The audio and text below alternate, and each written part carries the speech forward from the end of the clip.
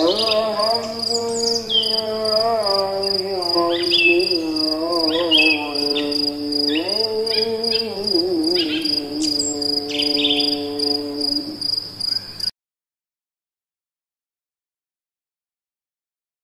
cukup khawatir sekarang dengan bertebarannya berbagai macam warung-warung yang menjual makanan, minuman yang penuh dengan gula. Kemarin saya sempat lihat satu produk kemasan gitu ya, subhanallah, waktu saya cek, bukan dalam video itu, waktu dicek itu kan, itu 40% isinya gula.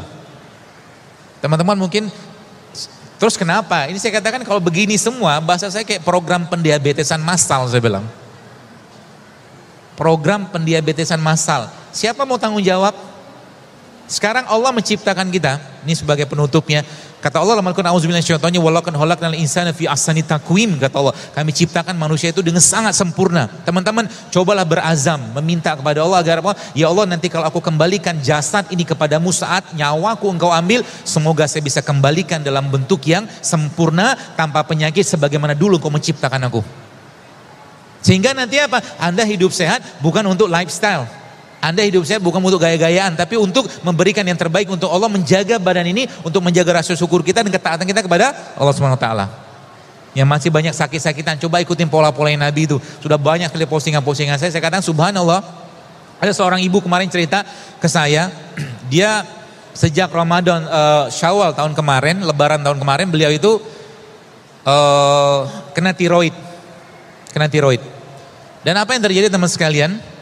Yang terjadi dia mungkin baca postingan saya, akhirnya dia mencoba minum itu kunyit, serai sama jeruk nipis. Bermodalkan itu, dia mau ngobatin tiroidnya. Tapi Masya Allah kemarin dia ngabarin saya, sempat saya posting itu, dia ngabarin saya, tapi subhanallah apa? Akhirnya gara-gara itu asbab dari situ malah justru Allah kasih dia hamil. Dan yang menarik lagi, ibu itu sudah sejak tahun 2005 belum hamil. Artinya hampir 15 tahun Allah kasih belum anugerahkan hamil kepada beliau, cuma modal kunyit, serai sama jeruk nipis Allah berikan hamil kepada beliau. Itu banyak sekali. Kenapa? Karena badan sudah bersih. Sering saya tanyakan, apa yang dikerjakan? Udah gak makan lagi tepung-tepungan, nasinya dia ganti dengan karbo yang sehat, gula diganti dengan karbo yang sehat juga atau gula yang sehat, plus lagi minyak dia sudah mulai mengurangi. Simple sebenarnya, asal mau saja. Asal mau aja. Kalau gak mau ya gak usah dipaksain. Ya. Maka saya mungkin sampaikan pada teman-teman sekalian, yuk ya, jadilah duta-duta sehat Islam. Ya, umat ini sudah terlalu banyak bebannya. Ya, sekarang urusan penyakit pun kita jauh dari agama, jauh dari tuntunan Al-Quran, jauh dari tuntunan Nabi SAW. Sehingga apa? Menjadi umat yang lemah. Ya, menjadi umat yang lemah. Apa yang terjadi buat sekalian? Lemahnya akhirnya ujung-ujungnya karena makanan yang dimakan tidak sehat, akhirnya jiwanya pun, ruhnya pun, imannya pun tidak sehat, tidak kuat. Sehingga apa? Bangun malam malas, ngaji malas, sedekahnya mau segitu-gitu aja, sholatnya dulu begitu-begitu aja. Padahal semua syariat dalam Islam menyehatkan, meskipun kita tidak mengerjakannya untuk sehat, kita mengerjakannya karena ketaatan kepada Allah Subhanahu wa taala. Ya, jadi pesan penting saya tadi, bersihkan tubuh kita, bersihkan tubuhmu. Yang kedua, isi dengan bahan baku. Yang ketiga, pertahankan dengan produk ciptaan Robmu. Simple banget. Nanti apa yang terjadi? Mensnya akan mulai benar. Yang bapak-bapak mungkin yang biasa ngantukan di kantor misalkan, atau mungkin lagi kerja, mulai hilang ngantuknya, malah justru fitnya luar biasa. Apalagi tadi pakai pola-pola puasa seperti water fasting tadi, atau Anda mulai menjangkakan waktu makannya. Ya, menjangkakan waktu makannya. Misalkan nih, ya, contoh misalkan Anda puasa, misalkan puasa jam 4 kita sahur, ya. Jam 4 kita sahur, nanti berbukanya jam 6, berarti sudah 14 jam itu kita tidak makan, ya. Nanti setelah jam 6 itu Anda makan atau berbuka tadi, naikin lagi sampai ke 18 jam. Jadi Anda tidak makan kecuali berbuka saja, naikin, jadi makannya malam. Itu juga bisa dipakai. Saya beberapa pola-pola saya pakai, sehingga apa? Tubuhnya akhirnya menggunakan bahan baku atau bahan bakar cadangan yang berupa apa? Berupa lemak. Ya, berupa lemak. Jadi kalau lemak itu udah dipakai, tubuhnya akan sangat powerful teman-teman sekalian. Ya, maka makan jangan sering-sering, tapi sekali makan berkualitas, udah cukup sebenarnya. Sisanya isi dengan bahan bakunya, dengan asam amino, ya, dengan serat, dengan vitamin, dengan mineral. Ya, maka sebabnya kalau kita lihat, ya, terakhir mungkin sampai jam berapa ya? Hah? Sampai malam.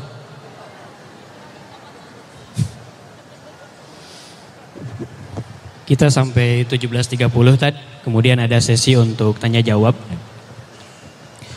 Baik, coba lihat alam semesta ini teman sekalian. Dari tumbuhan dan hewan yang Allah ciptakan banyakan mana? Banyak tumbuhan loh. Lebih banyak tumbuhan yang Allah ciptakan. Dan kalau kita lihat gigi kita, ya memang tidak jadikan patokan baku, tapi benar mungkin menurut saya gitu kan. Ada seorang dokter pernah mengatakan bahwa gigi manusia itu lebih banyak gigi yang berhubungan untuk mengolah makanan-makanan atau ya makanan yang non hewan. Karena 28 gigi seri dan geraham kita, 4 gigi taring. Gigi taring kan gunanya untuk apa? Untuk merobek, merobek, mengoyak gitu kan, yang berhubungan dengan protein hewan. Dan Allah ciptakan sayur dan buah lebih banyak. Lihat lagi, warnanya lebih banyak apa di alam semesta ini? Lebih banyak Allah ciptakan warna hijau. Sayur yang berwarna hijau jauh lebih banyak daripada sayur-sayur yang berwarna yang lain. Dan warna hijau dalam ilmu makanan yang saya pahami itu paling bagus untuk detoksifikasi. Maka kita sedang mengenal ada kayak brokoli, ada bokcoy, pokcoy itu ya, apalagi itu. Itulah yang warna hijau itu. Yang memang sayuran tadi punya fungsi detoks yang luar biasa ke badan kita. Seperti itu aja, apalagi kita menggunakan konsep-konsep begini. Masya Allah kalau seandainya ya, saya katakan teman-teman, lihat kayak begini, lengkuas, ada kunyit, ada serai, ada jahe. Kan bentuknya nggak jelas kayak begini kan. Kan bentuknya nggak jelas. Nah kanker itu bentuknya nggak jelas. Kan gitu. Maka coba baca penelitiannya, kunyit anti kanker, jahe anti kanker, lengkuas anti kanker. Boleh, Masya Allah. Temulawak anti kanker. Kita pakai katakanlah rumus contoh, misalkan Anda yang di sini mungkin maaf ada yang kena gangguan atau masalah liver, fatty liver atau perlemakan di hati, gampang sekali ngobatinnya. Kasih bahan bakunya dia. Yang pertama tadi apa? Air kelapa contohnya. Ambil air kelapa. Air kelapa apa? Air kelapa yang paling baik adalah air kelapa yang muda. Ya, yang ada apa dagingnya masih halus. Nanti air kelapanya ada blender. Blender sama apa? Sama kalau misalkan buat liver Anda ambil 2, misalkan temulawak sama kunyit.